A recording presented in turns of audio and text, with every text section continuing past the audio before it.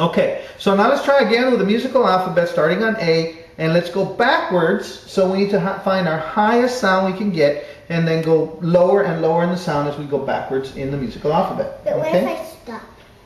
Well, don't stop. Ready? Let's try it. Ready? Find a high note. Ready? Take a deep breath. Find a high note.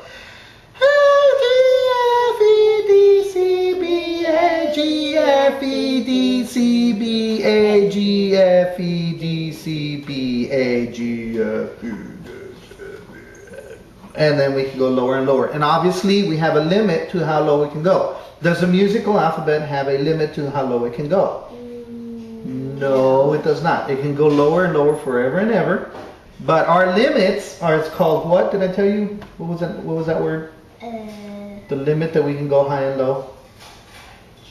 Range. The range. It's our range. Every instrument has a range, including the human voice, and depending, like your range as a little kid and a girl is different from my range as a big man and a boy. We all have different ranges. A violin has a different range from a viola. A flute has a different range from a cello. Bass. Bass has a different range from a... Well, not really drums, because those just make noise. Yeah. But a different range from a tuba, maybe. Okay? Flute. So a flute, yeah. So those are the big differences between the regular alphabet and the musical alphabet. There's another difference.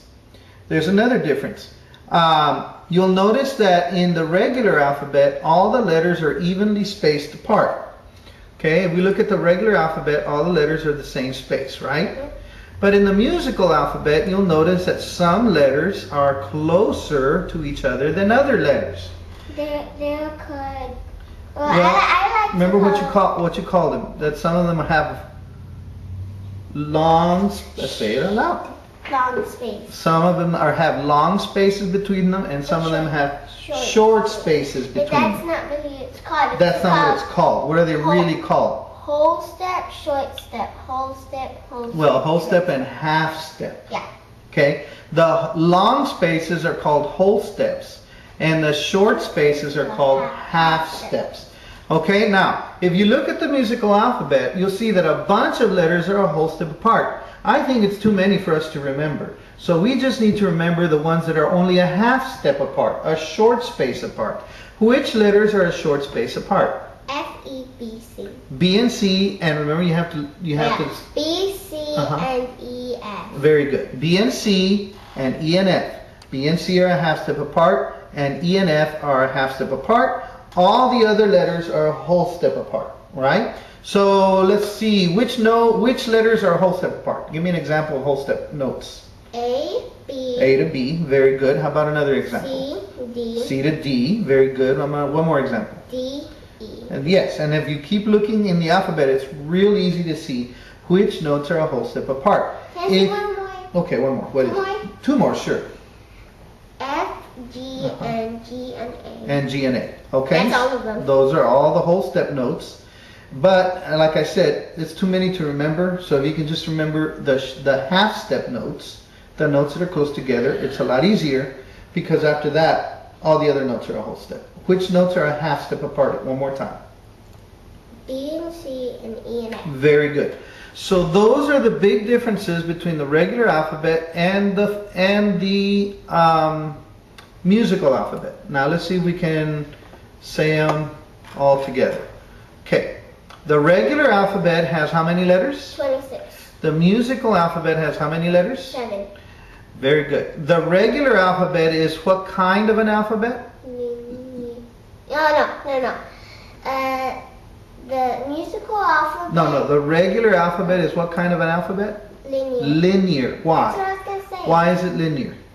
It's linear because it has a beginning, a middle, and end. And an end. Very good. But the musical alphabet is a circular alphabet because it goes on forever. And that's one more difference that we didn't talk about.